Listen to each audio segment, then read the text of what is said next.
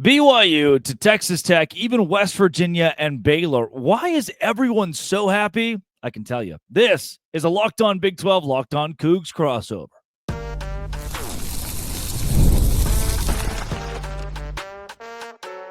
You are Locked On Big 12, your daily podcast on the Big 12 Conference. Part of the Locked On Podcast Network, your team every day. Happy Monday, everybody. Welcome to a Locked On Big 12, Locked On Cougars crossover. I'm Drake Toll from America's #1 Big 12 podcast, Locked On Big 12. Thank you for making this show your first listen every single day.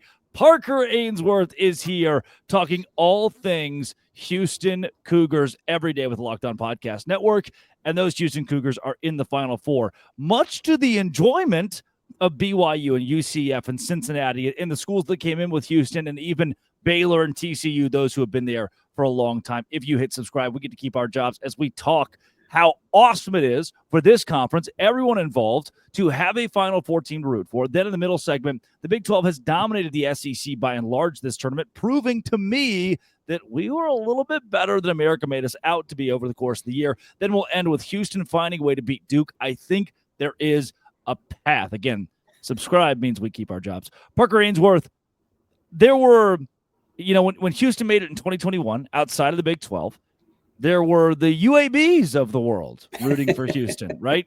They were this, it's hard to say mid-major because that conference was good, but still Houston wasn't necessarily a power team. They were on the court, but not based on their conference. Now Houston has the likes of Texas Tech, Kansas State, even Kansas and Arizona in their league who didn't make it to the Final Four. Houston did, and now those schools are rooting for you. How interesting and different is it this time around to have 16 fan bases behind the Cougars?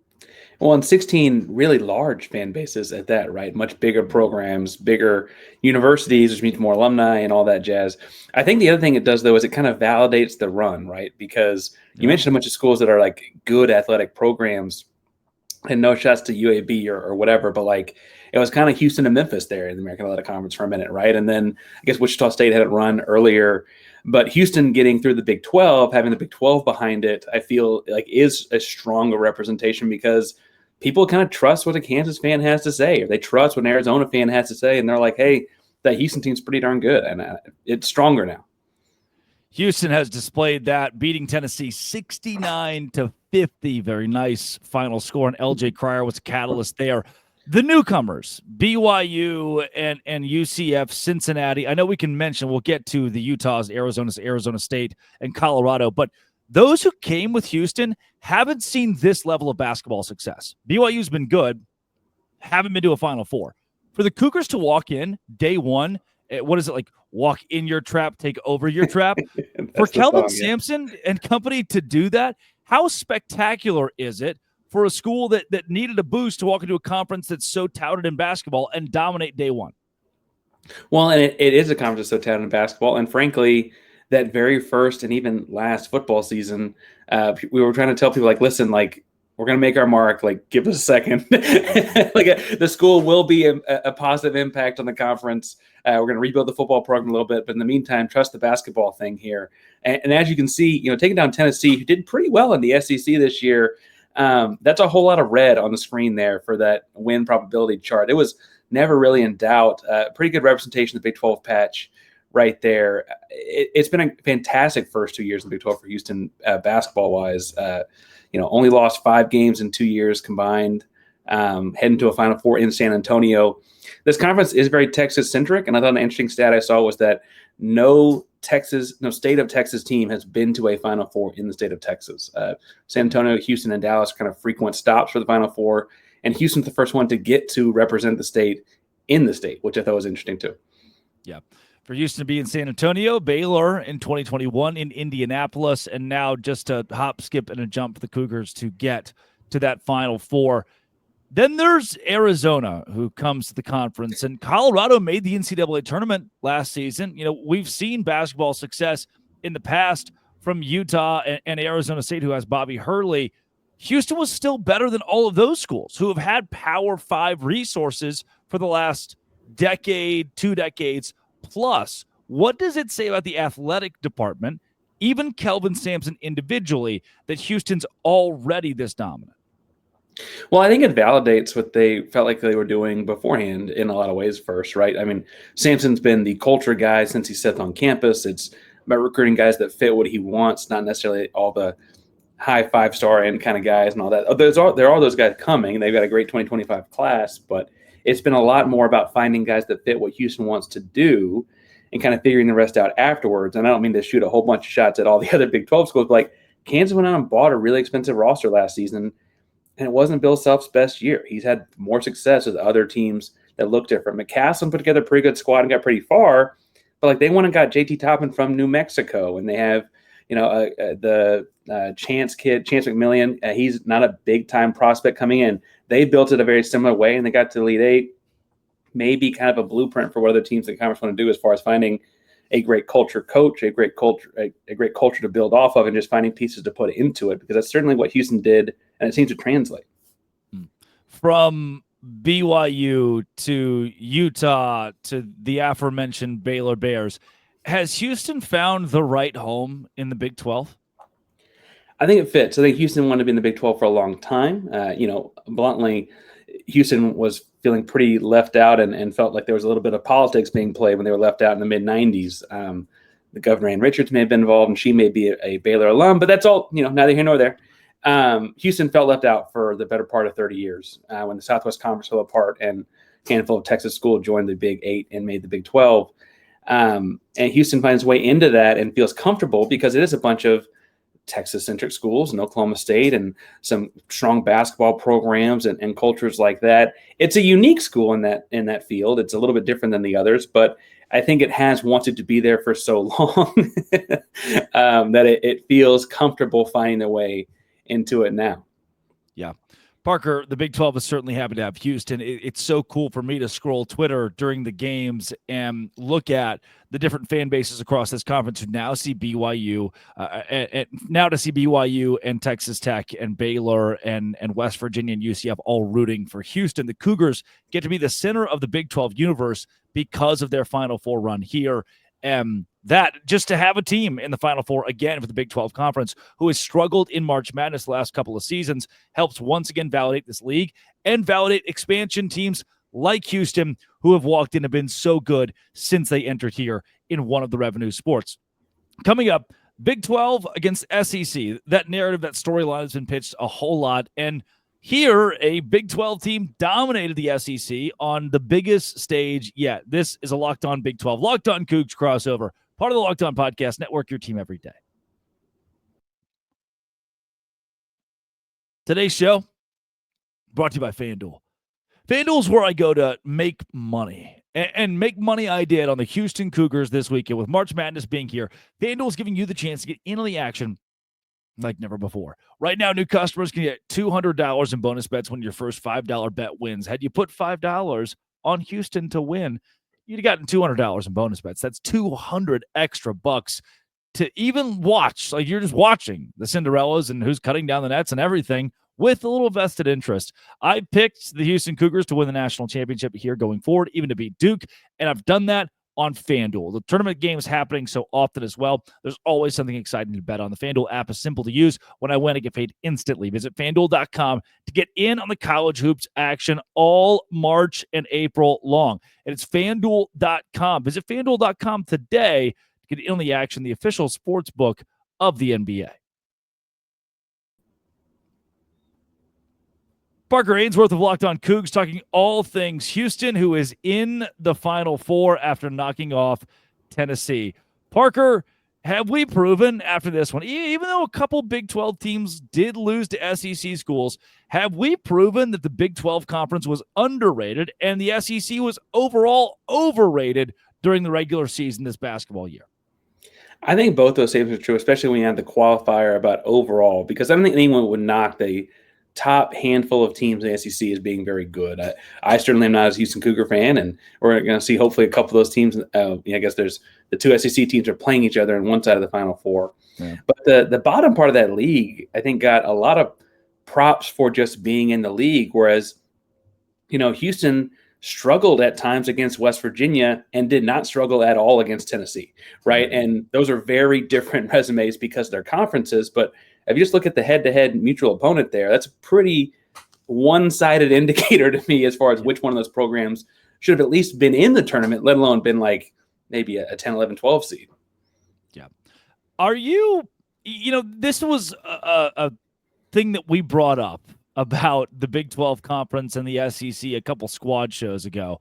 And what I'm considering currently is Florida's good, right? Auburn's good. We knew that. No one was arguing they shouldn't be in the tournament, or those schools should be left out. But it was possibly overseeding for Tennessee or Texas and Oklahoma getting in. The 14 teams that they got, Vanderbilt, include them in that conversation. The 14 teams that they got didn't necessarily all deserve to be there. The problem's not the high end out of the SEC. It's those back 4 or 5 that probably should never have had a shot at the dance. Right, and it's the same thing we argued about them in the college football playoff. It's this very similar argument, right, where it's like no one's arguing that the top couple of teams in that conference are not good. It's that the top couple of teams in other conferences are as well, and it's that the bottom handful of teams don't get to ride coattails in that instance, like Texas or Oklahoma or Vanderbilt all did. I think that was the biggest thing that people were taking away. It's like, oh, you're bashing the SEC. It's like I don't think none of the teams are good. I just think there's ever been a conference in the existence of college basketball where 14 of 16 teams are big dance worthy. That just on its surface is pretty outlandish. Yeah, I wouldn't disagree with that. I think we saw it with Duke and Alabama as well. That Alabama versus BYU game doesn't give you a full display of the Big 12 against the SEC, considering some nights a team makes 26 3-pointers hand in your face, right? That showcased an anomaly, a fluke in college basketball that we'd never seen before. And then Houston, who was an AAC team, beat Tennessee, the 2 seed, 69-50, almost held Tennessee in the 40s, which just would have been awesome. And they couldn't quite get it all the way there, right? 50 was so close. 50 was right there. And the 49 threshold would have been great for Houston against Tennessee. Are you scared of, let's say Houston gets past Duke, are you scared of Auburn or Florida, 2 teams that played Tennessee closer? Are you worried about them if you get to them based on what Houston just did? So Houston's gotten so much better over the course of the season. They saw Auburn that very first weekend of the season in a non-conference. It was technically neutral floors at the Toyota Center in Houston, 4-team event, so like a quarter of the stadium got sold to each school or whatever. Houston lost that game by 5. Milos Uzan fouls out with about 5 minutes to go. Houston's a lot better team than they were then. I'm sure Auburn's going to say the same thing, but I certainly would like a rematch. I think that that's kind of the unique thing about Houston's schedule this year. They had such a challenging non-conference schedule that they were going to get to play potentially in Auburn in that title game. I'm interested in how Houston matches up with Florida because I've heard a lot about Florida throughout the latter part of the year. And you hear a lot of these teams that score a lot of points, and then they play Houston defense, and they suddenly don't score a lot of points. And I feel like that's something to keep an eye on. I think I kind of want to go watch with that matchup, and I hope to get to see it. I know that we're talking more about this Saturday soon, but I don't fear or worry about either one of them, if that's, I guess, the thought process for the SEC at this point. Yeah. Greg Sankey has talked a lot about being the underdog, the SEC getting to be the underdog in football for the first time. And I guess he'll bring it up, I'm sure, too, for basketball, which I think is complete BS. But ESPN gets to push a narrative in football that the SEC is the best, and it only benefits ESPN. I've mentioned, if you and I buy 100 shares in stock with Home Depot, we want Home Depot to succeed. That's why the big storyline with the SEC and ESPN has been so prevalent. ESPN wants them to succeed. And they cooked up SEC basketball this year. Let's send our game day to an SEC location. Let's talk about how Joe Lunardi on down, how they can get 14 teams in, and they do get 14 teams in. Is the reason the SEC was so overblown this year rooted in the way that the national media treated the conference? I certainly think it helped, right? Because you're looking at a bunch of AP polls and stuff like that. And it's certainly if you think highly of a game at Vanderbilt and then Kentucky goes and wins by 15 at Vanderbilt. Like, oh, well, that was a big time win. It's like, actually, Vanderbilt wasn't very good. But that's where that perception makes a big part of this, because it's such a big sport. There are 365 teams or whatever it is, and there are so many things to factor in that you have to go to the eye test at some point.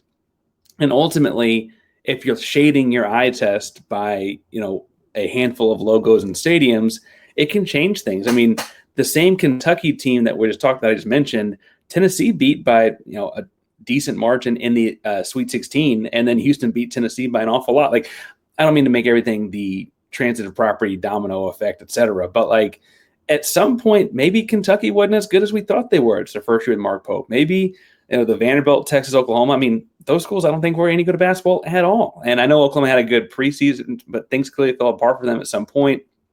You could argue West Virginia had a great pre-conference season, and things clearly fell apart for them at some point. So I don't think that I get why the ESPN would want to do it. They play the hits like anyone plays the hits, but it feels fairly contrived in a lot of ways, right? I mean, that's just the goal of what they're doing. Yeah, the SEC does have 2 teams in the Final Four and will ultimately send one to the national championship game, considering Auburn and Florida are squaring off once again. Florida likely my dog in that race. Parker, you have any leaning on who's going to win that one in San Antonio? Who's going to win is probably Florida. I will say, as a Houston guy, I kind of wanted Auburn. I selfishly wanted it to be Auburn, Tech, and Alabama, because I wanted a chance to play teams that had beaten Houston for like the redemption part of the story. If I'm being really honest, I wanted to be like, see, we got better. We beat those teams that beat us once upon a time. And so that's kind of what I was rooting for initially. So I want Auburn, but I think Florida's a better team. It sounds like you just wanted to cross over with Zach Blackerby of Locked On Auburn. I think great guy. Probably what you're getting at. I also agree with your assessment that you mentioned. Also, do you think that means that, I mean, what are you saying about Brandon when you say that at Florida? I mean, Brandon Olson of Locked On Gators. I think, and the Big 12 squad has Duke in the intro. So it's a Big 12 squad at this point. All kind of full circle for the Big 12 with Houston and Duke this week. Speaking of, the Big 12 squad releases on Thursday at 5 p.m. Eastern. A lot of that conversation will be dominated by Houston and their Final Four run. The next conversation we're going to go to specifically centers around Houston and Duke and what the Cougars could possibly do against America's number 1 team, the bracket and March Madness number 1 team. We will go there next. This is a Locked On Big 12, Locked On Cougs crossover, part of the Locked On Podcast Network. It is your team, and it is every day. The NCAA tournament is here, and so is the bracket breakdown. Locked On Podcast Network and Amazon Fire TV channels are teaming up to deliver NCAA tournament coverage like never before. Watch studio shows featuring former players and Locked On's local experts as they guide you through every upset, buzzer beater, and bracket matchup. Stream it all for free on Amazon Fire TV channel. Search Bracket Breakdown to see it all for free. It's your team every day. Locked On Big 12 crossover with Locked On Cougs and Parker Ainsworth. It's the hands every single time. Every single time. It's the hands. Parker, Houston just blew out Tennessee. This game was not close. 69-50 final score. Even when Tennessee started to pull back a little bit there at the end, Houston slammed the door. Full emphasis. Tennessee only shoots 29%, 17.2% from 3. And I want to emphasize here, the Vols turned it over less than 10 times and still lost by 19 because they shot so poorly, hand in their face constantly, even with the turnover battle and rebound battle being so tight. Now with Duke, right? Houston just played very fundamental basketball, and to be honest with you, so did Tennessee.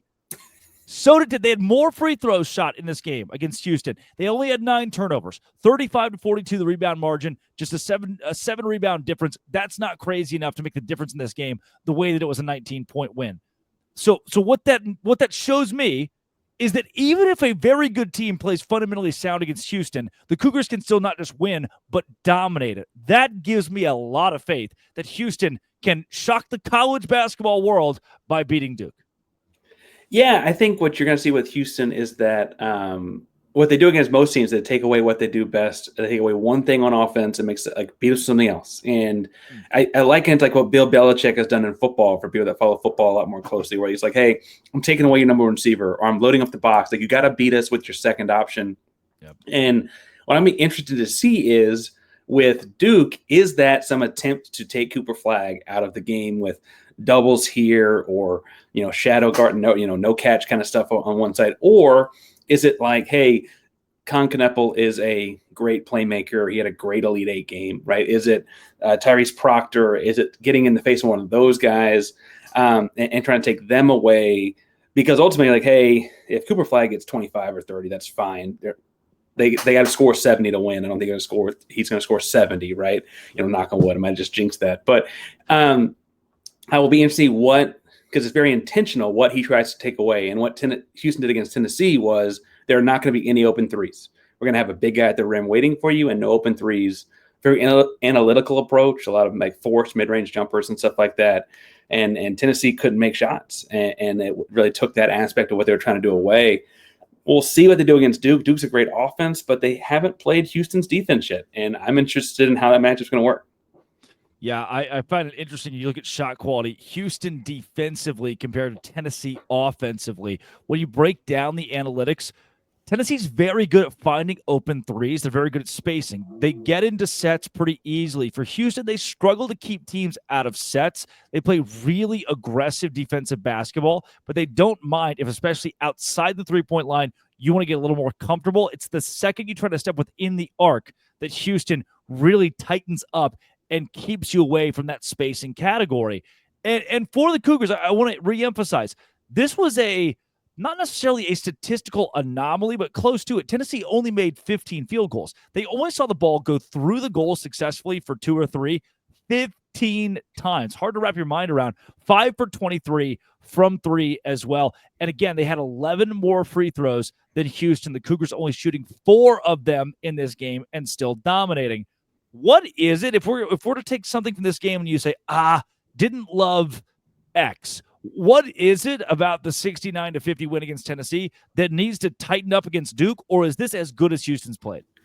Houston opened the second half and really spent a chunk of the second half kind of very lackadaisical offense. Like, hey, we're going to spend 25 of the 30-second shot clock and just kind of dribble it out to waste time here. And then ultimately kind of would chunk up a shot and hope for the offensive rebound because they did such a good job rebounding in the first half. And then they didn't get the offensive rebound and came down and Tennessee would get free throws or get a couple of looks or whatever. Tennessee shot the ball a lot better. Even looking at that statistic right there, they only had 15 points at halftime. They had 35 in the second half. Yeah. So I feel like they're looking at like, man, if we just played better in the first half or whatever. But Houston, I think, took their foot off the gas pretty early and ultimately, I think, kind of let their offense slow down too much. They played a slow pace, but they slowed down too much in the second half. And I think they're going to probably have a lot of film sessions like, hey, let's find a better shot in some of these scenarios in that second half as they break things down, probably before this recording is even public, honestly. Yeah. Parker, it's one of the grossest things I've ever seen in college basketball. It's hard for my eyes to fathom when I look at the box score. 3 total fast break points in the game between Tennessee and Houston, all 3 of them going to the Vols. I say all 3 as if it's a big chunk there for them. 3-0. Houston didn't have a single fast break point. Tennessee only had 1 fast break shot go through the goal. Is this the way the Cougars beat Duke? If Duke tries to speed the game up, can Houston play with it, or can they dictate pace enough to slow it down to where this is the kind of outcome they get once again in the Final Four? I certainly think that if you're looking at similarities between Tennessee and Duke, that's probably one of the things that Houston's going to carry over as well, right? I don't know that they're going to force Tennessee into the same shots or force Duke in the same shots that they forced Tennessee into, I should say. But I do think they're going to try and force Duke, much like they did Tennessee, into a slower paced game. Houston plays at like the 300 on KenPom. It was like the 363rd slowest pace in America or something going into the weekend. And the joke was like in Tennessee, first 1 to 60 wins. Well, it's kind of how it worked out. And I think Houston would rather play that same kind of slow pace against Duke. And you kind of hope that since Duke hasn't had to do that, they almost get frustrated and toss up questionable shots just to get something on the glass. Duke is excited to be in the Final Four, obviously. This is John Shire's first time to be in the Final Four post Coach K leaving. Houston, Kelvin Sampson, he's been here. LJ Cryer has been here, winning a national championship with the Baylor Bears in 2021. Does Houston have an edge when it comes to pressure? Because all the pressure in the world is on Duke, and I don't think a lot of people nationally are expecting Houston to compete. Well, and I'd be lying to you if I didn't think there was some pressure in having Cooper Flagg, the presumed number one pick in America. I mean, how are you gonna have a successful season? You have the best player in America and don't win. I think that's certainly one argument. I think it's not only more pressure on Duke, though. I think Houston's got this revenge edge to them where Duke was the team they played in the Sweet 16 a year ago when Jamal Shedd hurt his ankle in the Sweet 16 was in Dallas. I was there. The team looked deflated, and frankly, it was still only a 3-point game after that. Right. And Duke is better this year. I don't mean to say that the exact same team for them. They have a bunch of stellar freshmen. But honestly, Houston's mostly returners. And I think they all remember that Duke Blue Devil as like the logo at the end of their season last year. And I think that chip is going to go a long way in film and practice this week as they prepare. I mean, that's something that, as good as you want to feel about that Tennessee game, everyone in this roster remembers. Can you derive a home court advantage in San Antonio? I want to mention this is not against Houston. It's for Duke. There are so many T-shirt fans. There are people in San Antonio, in Dallas, who grew up rooting for Duke because they also love the Yankees and the Dodgers and the Lakers. And, that's the brand that Duke has in college basketball. Is Houston fighting an uphill battle, even being a couple hours away? They might be in terms of what color the stands are and stuff like that. I know there's already, as we're recording this on Sunday night, there's a bunch of initiatives already out there about getting people from Houston to San Antonio. I will point out, though, that Houston, the basketball program, might actually be more comfortable if it feels like a road game. They played Purdue in Indianapolis. They played Tennessee, which is about a 2.5-hour drive from Indianapolis. Houston was undefeated on the road this season. They only lost one neutral site game in the city of Houston, I guess, technically. That felt like a road game in ways as well. I feel pretty strong about Houston on the road, and it might actually help Kelvin Sampson, those guys, if it feels like a road game, just because they've been so comfortable on the road this year. Yeah. Parker, we're going to come back to this in 4 days, in 2 days, in 5 days, in a week. What is your – and we're recording this hours after Houston beat Tennessee. What is your score prediction against Duke? I got Houston in a low-scoring game. I'm going to go like 68-64. I think it's a close, low-scoring game. I think Houston has some success muddying it up. And I think, that there'll be some little frustration for Duke, a team that hadn't had a whole lot of adversity as far as the scoreboard goes this season, and certainly has had their way with controlling the pace against opponents. So I'm going to pick Houston all week. Now, what my score is may change, but right now I'm 68-64.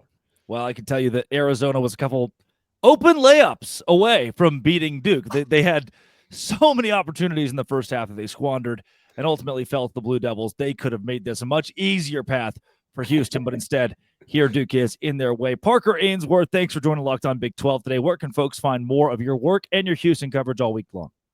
Yeah, all week it's going to be Final Four stuff unless something crazy happens that I don't foresee happening. Over at Locked On Cougs, every audio and video platform, you get Locked On Big 12 as well, each and every day, just like all the other Locked On shows. I'm probably talking with JJ about the game and stuff this week, but we're going to try and keep that friendly even if I'm not feeling so friendly right now. I love it, Parker. That is Parker Ainsworth of Locked On Cougs. This has been, and always will be, we'll be talking the Final Four all week long. Locked On. Thanks for making it your first listen every single day. Dose Grande.